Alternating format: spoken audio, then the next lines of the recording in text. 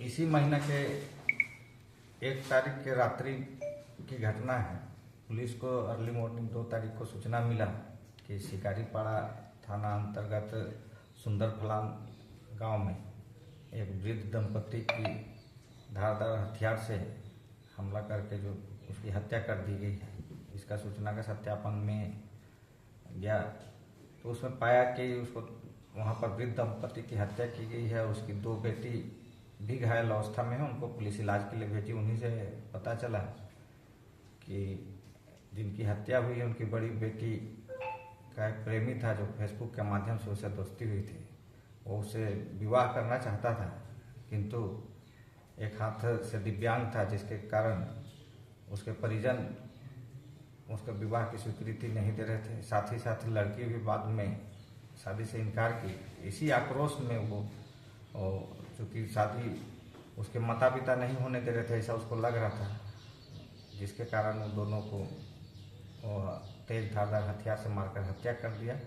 और उसका विरोध करने पर वो दोनों लड़कियों को भी मार के घायल किया। इस प्रकार उसके बाद हम लोग एक टीम बनाए एसडीपीओ साहब के नेतृत्व में, जिसमें शिकारीपाड़ा थाना प्रभारी, दिग्घी और गोपीकांदर थाना प्रभारी सभी लोग एक टीम वर्क में करके बहुत कम समय में इसको कल गिरफ्तार कर लिया गया है और अभी न्यायिक हिरासत में अग्रसारित किया जा रहा है। मारने के बाद वो कहाँ गया था सर?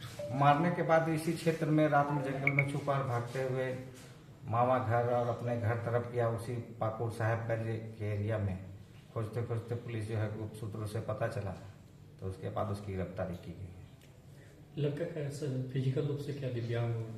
उसका दाहिना हाथ कलाई के पास नहीं है और लेफ्ट हैंडर दिव्यांग है, और उसी के कारण उसका विवाह लड़की के माता पिता उससे करना नहीं चाह रहे थे। लड़की भी इनकार कर रही थी, क्योंकि फेसबुक में जब भी वो फोटो भेजता या बात करता था तो वो अपने उस हाथ को छुपा के भेजता था, तो किसी को पता नहीं था कि उसका हालत कैसा है। पिछले 2 साल से आपस में संपर्क में थे। जब आमने सामने मुलाकात हुई तो फिर उसका दिव्यांग उसका भौतिक रूप से देखी तो लड़की ने शादी से इनकार कर दिया और उसके माता पिता भी इसका इनकार कर रहे थे, जिसके आक्रोश में था।